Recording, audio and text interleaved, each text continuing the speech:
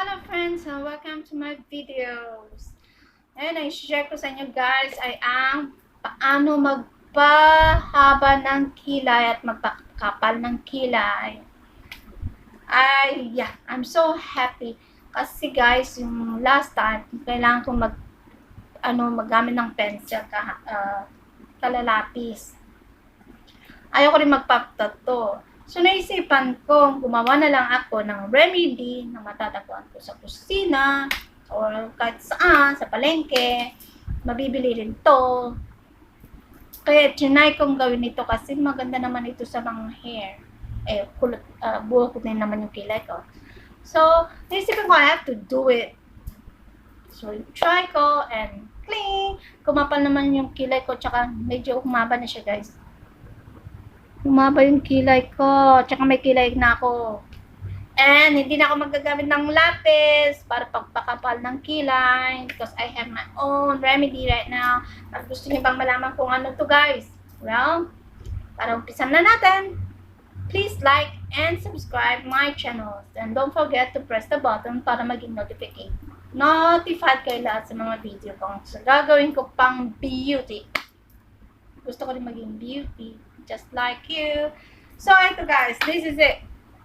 Ang gagamitin lang natin ay my favorite remedies. Vaseline. Daming nagawa nitong Vaseline.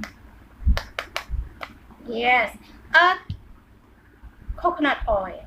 Itong gamit kong coconut oil. Yung mga iba, ginagamit nila custard oil. Pero hindi gagamit ko itong coconut oil. At saka Vaseline lang ito guys. 2 recipe lang siya.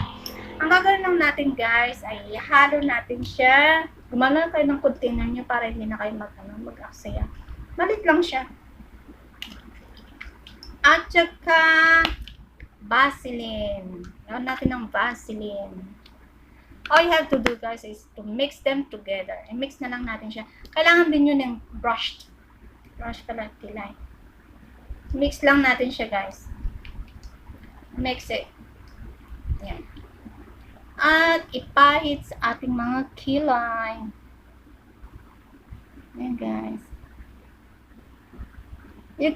Pwede nyo itong gawin anytime you want. Ginagawa ko to basta naliligo na ako. Tapos gabi lahat. Anytime ginagawa ko basta magharap na ako ng salamin. Yan na. Panay ng apply sa kilay. Yan. Sa kabila naman. Para pantay. Makita.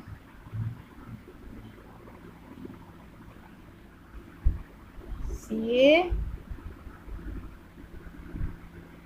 Try nyo gawin ito guys. For 7 days, try nyo ng 7 days. See what's the difference. Okay. I just made this yesterday. Kaya medyo maganda rin naman ang resulta sa akin kagabi. Kagabi. Tsaka sa kahapon. Medyo kumapal din naman siya. Gusto ko lang share sa inyo guys para pag kailangan nyo nang maging makapalang kilat tsaka humaba ng mabilis, gawin nyo to Vaseline at tsaka coconut oil okay, yung custard oil. Gawin na rin ninyo ng vitamin E. Pero nasa nyo lang kung hiyang nyo. Etong hiyang ko na. Dahil ito lang meron sa akin. Yan guys. Pati na rin sa eyelashes ko. Para humaba rin siya. I want my eyelashes to grow. Para may kukulot-kulotin ko rin siya. Ouch. That's it. Ayun guys, na-share ko na sa inyo ang tips para humaba ang mga kilay ninyo. Just like mine. Kaya, thank you guys and thank you for watching. Bye-bye. Lobat na ako.